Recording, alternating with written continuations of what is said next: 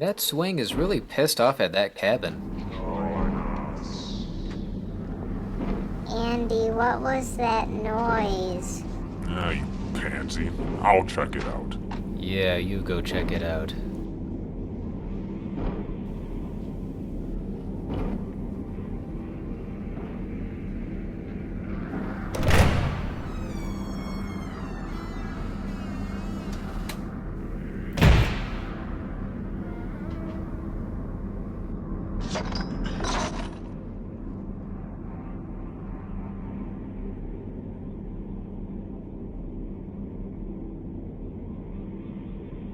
This way.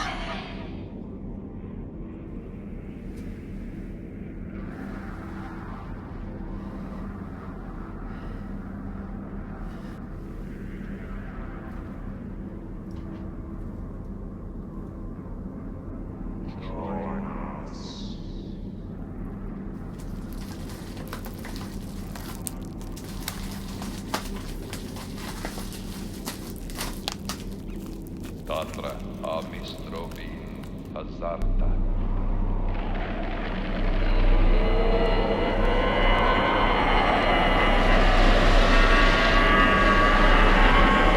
Tir Mano Manzizo Zaman Darhis Hiker Dan de Rosa Kanda.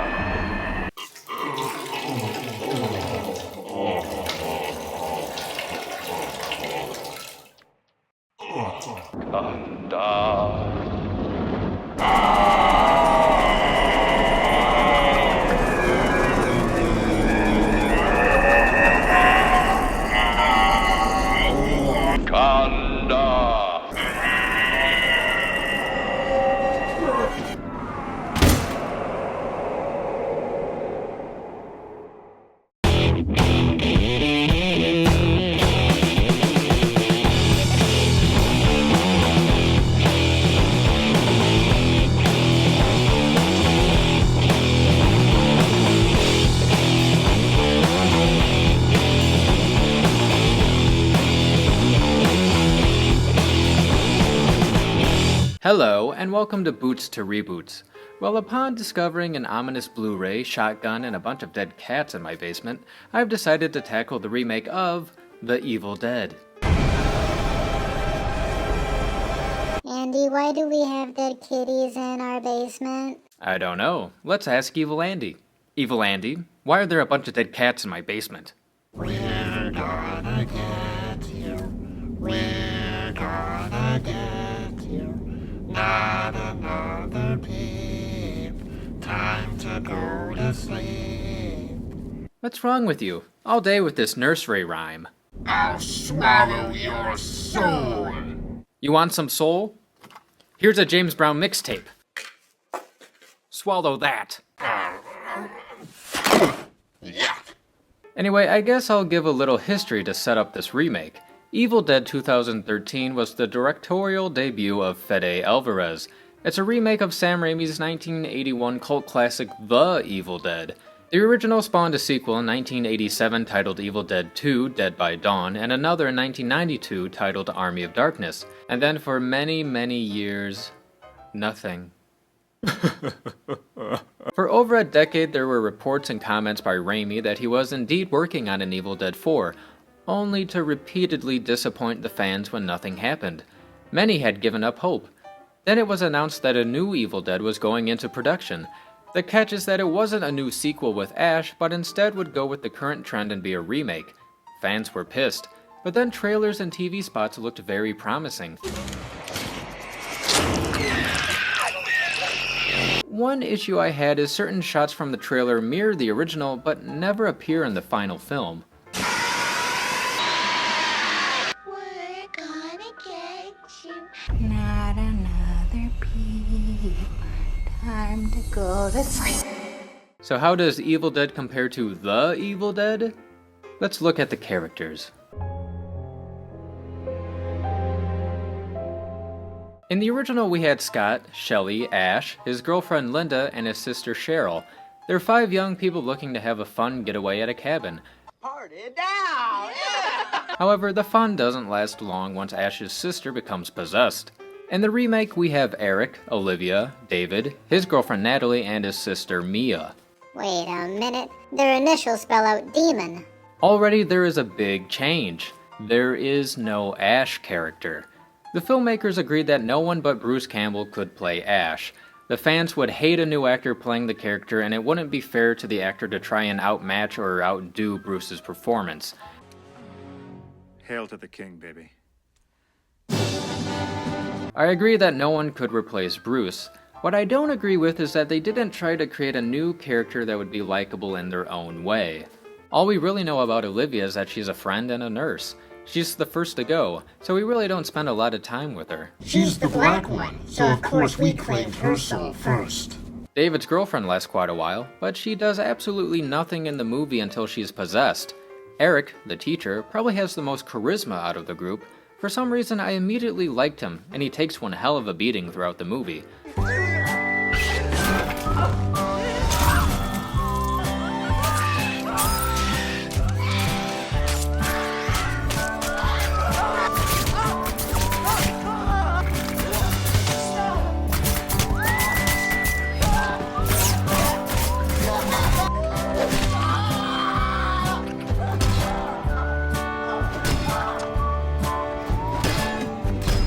But at the same time, he is the idiot who wouldn't stop messing around with the book and essentially started this whole mess. Curiosity killed the cat. Maybe that killed those kitties. So we're left to follow David for most of the movie. Is he a memorable character in any way? Yeah. Maybe I'm a Chinese jet pilot. The characters in the remake aren't the strongest element, but what about David's sister Mia? Well, that's the next issue I have with the remake. For the majority of the movie, we think that David is our main character because he's the one in the blue shirt, but this is really Mia's story. The other characters are there to support her. She's a heroin addict who recently overdosed and almost died. Her friends and brother are there to help her through her withdrawal because they fear she won't survive another overdose. Okay. Let's play cold turkey. Oh, that explains it. Everyone is just having a bad trip because Mia spiked the well water with heroin. Another subplot in this film is the crazy mother. There's tension between David and Mia because her brother split and Mia had to watch over their mentally ill mother until she died. I know Mother hates you now. And she waits for you in hell. This may have led to or worsened her drug problems. We really don't know. I'm not going anywhere. Cross your heart. Okay? Hey, that's your lung, jackass. To me, the reason she doesn't work as the main character in Survivor is because it doesn't really fit. The conclusion to this story feels tacked on and not fully thought out, as if they changed their minds.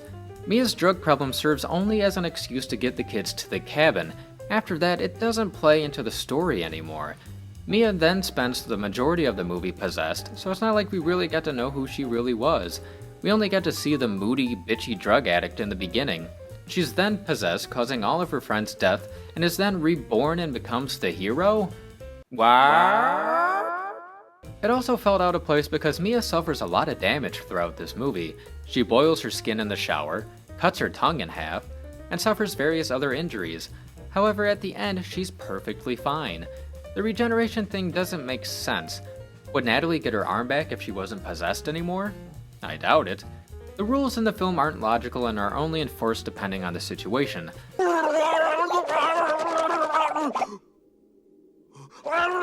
Whoa. Wrong book.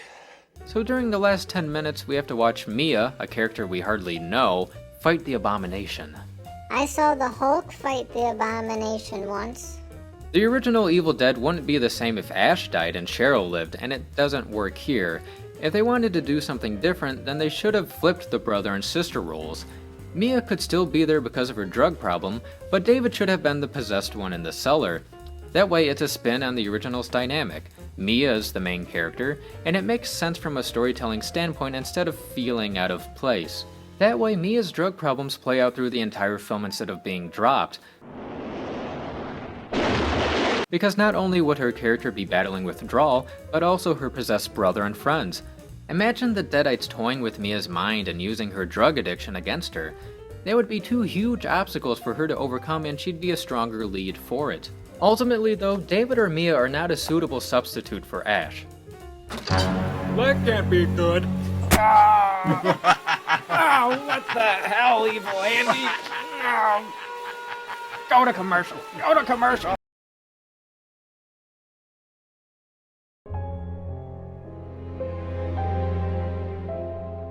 Sorry about that. I get all my first aid knowledge from watching Evil Dead movies. Anyway, the boiled down plot of the remake is pretty similar to the original. 5 young people go to a cabin, mess with an evil book, and are possessed one by one. Both films have a simple plot, but the remake does add the new drug addiction element, and it also tweaks around with the book, the Force, and how the Deadites behave. The remake opens with a pretty pointless scene. Instead of building towards the mayhem, we're immediately thrown into it because of short attention spans. We see a father kill his daughter to free her from the evil. There's a witch lady there and a bunch of hillbilly weirdos. First off, I hate the dialogue. It's like they don't know what to make a possessed person say to sound scary, so they just swear and say sexual things. Just say you dirty cunt! Poppycock. You pathetic fuck! I'll tickle your asshole. You're not here, you fucking idiot! I'll lick your third nipple. Fucker! Fucker! Shit, bitch, ass, booger. Your little sister's being raped in hell! This fails at being scary and usually results in the audience laughing during your terrifying scene. Why don't you come down here so I can suck your cock, pretty boy? Anyway, the opening ends with the daughter being shot. Who's the voodoo lady? Is the entire town in on this? Why leave dead cats, a gun, and an evil book at a stranger's cabin? Wouldn't it be wiser to burn her outside instead of in the cellar? They should have pulled a Jumanji and thrown that book in a lake.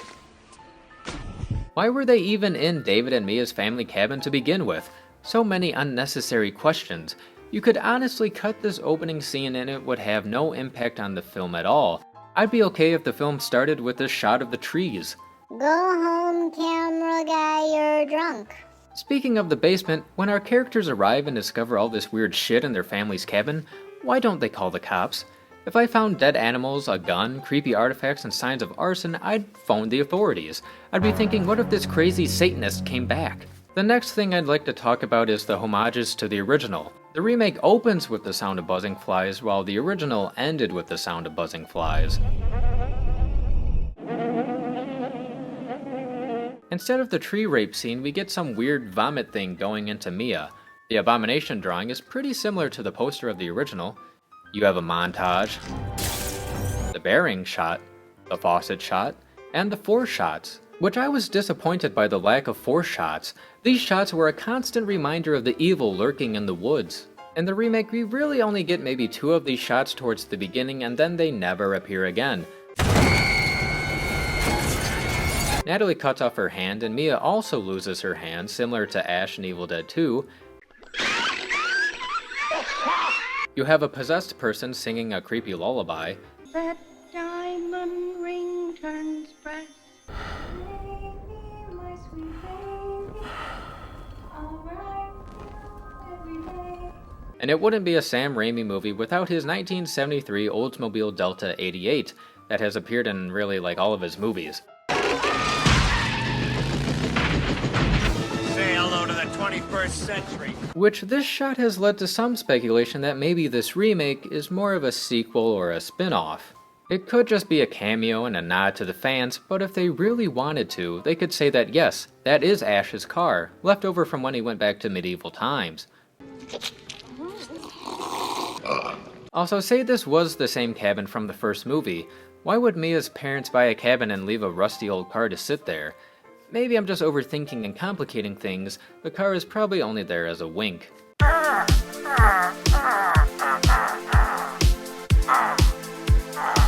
However, here's another issue I have with the remake.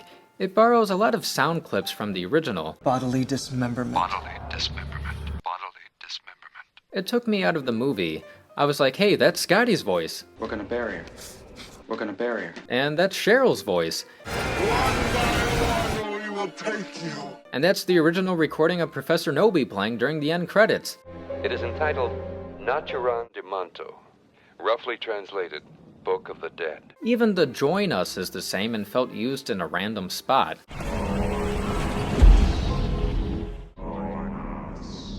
I don't know why they would take audio from the original and throw it in like that. Again, this raises the question that maybe this film does take place 30 years after the events of the original.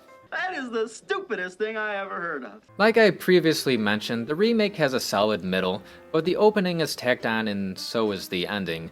I really don't understand what the abomination is and why I should be scared of it. Maybe they could have drawn more inspiration from the ending of Evil Dead 2 with the physical manifestation of the Force instead of the girl from The Ring minus the dress.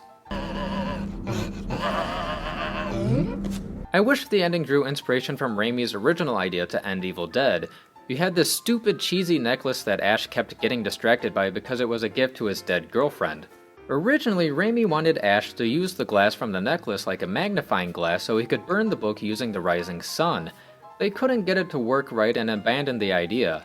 Instead, Ash lassos the book and simply throws it into the fire, which wouldn't work with this version because they introduced that the book is fire retardant.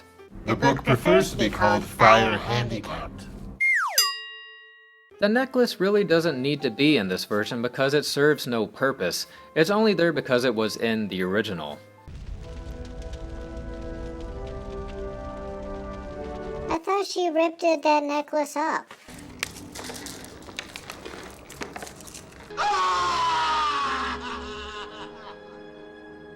After the credits, we get a lazy cameo from Bruce Campbell. No, really, the thing was like shot in a production office with a desk lamp. Groovy. It's so quick it might as well not even be there. It's almost saying, see, I'm in the movie, so shut up now. In the end, the remake sorta has more of a plot than the original, but it feels more like a series of events. It also somewhat suffers from an identity crisis.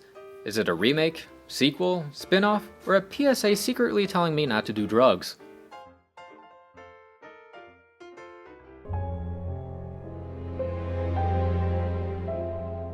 I guess it's time to move on to the one positive element of this remake, the decent practical effects. I prefer practical effects, so I'm happy the remake used little CGI. The film is bloody and violent. The original films were bloody too, but in a more over-the-top kind of way. Here, the violence is more grounded in reality. The film isn't scary, but the violence does make you squirm in your seat. The high point to me was the bathroom scene with Olivia and Eric.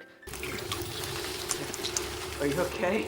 The sound of Olivia scraping the skin from her face is gross, and Eric being stabbed in the face with a syringe is hard to watch. However, I do have an issue with the design of the new Deadites. While the makeup is solid, it's not recognizable as Evil Dead. In Evil Dead 1 and 2, if you were a Deadite, you had white eyes. The look of the new Deadites feels more inspired by The Exorcist than the Evil Dead. Mia looks more like Reagan than she does Cheryl. The eye color is a small thing, but it's those small, pointless changes that bothers fans. The real reason they probably changed it is so the actors could see and give a better performance. There's one effect in the ending that stands out as well. The effects in this movie have been the most realistic and gritty in the franchise, yet when Mia ramps the chainsaw down the abomination's throat, the dummy they used reminded me of Linda's torso that attacks Ash in the tool shed from Evil Dead 2.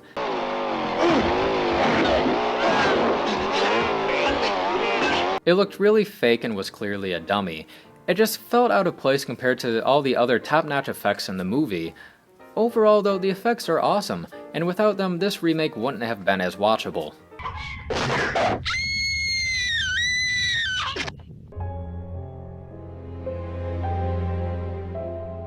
After really analyzing the remake, one could say the only thing it has going for it is the special effects. The story showed promise, but they introduced the drug addiction with no closure. The book also foreshadows the events too often. For Olivia alone, we see her mutilated face in the mirror and in the book before it actually happens. I'm glad the characters didn't play on their cell phones and iPods. It felt timeless instead of being modernized. I know I wouldn't be afraid of the e-book of the dead. Although it isn't as good as the inventive cinematography and sound design of the original, the remake's camera work is great. I just wish it was more creative. This version definitely looks and feels like an Evil Dead movie. I also wish the Deadites were more mentally abusive than just physically abusive. By the end of the original, Ash is so tormented that the movie becomes very experimental and trippy.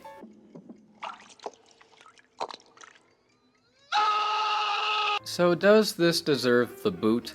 I have issues with the characters and some of the story elements, but overall the remake is entertaining. It feels like you're watching an Evil Dead movie and the effects are fun. Yes, I would have preferred Evil Dead 4 with Ash, but this was about as good as an Evil Dead movie without Bruce could be. No! I slept too long! I really struggled with this movie. I hated the idea of an Evil Dead remake, and I really wanted to give this the boot. But after watching it, I don't hate it. It's not a masterpiece, but you have to be honest and admit that the original wasn't either.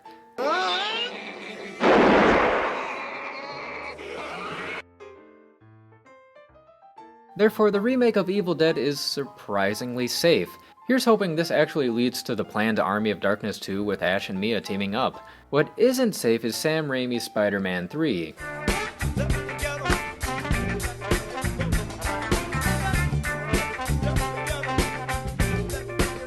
This is getting the boot. Oh, what the hell is going on? That can't be good.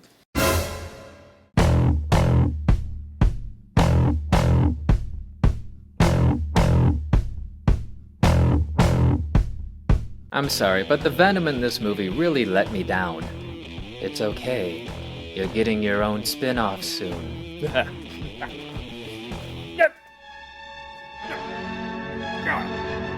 Bastards! Give me back my fork!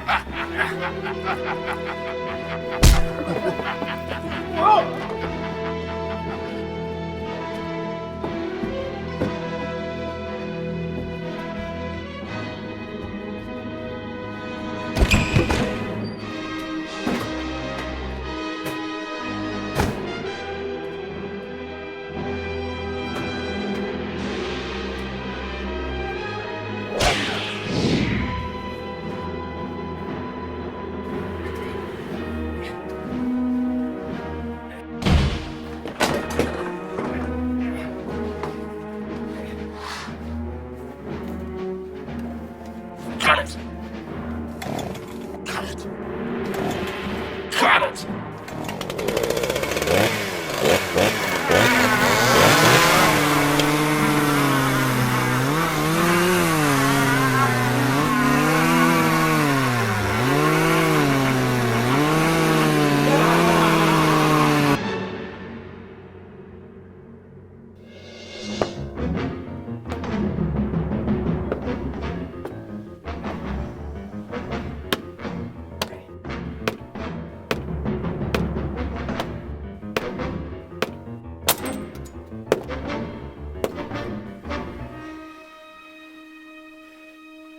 This has been Boots to Reboots. Thanks for watching. Can I get out of here now?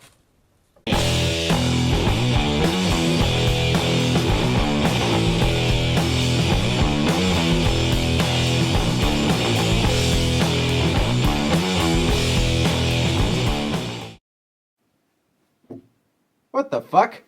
Where did that moon come from?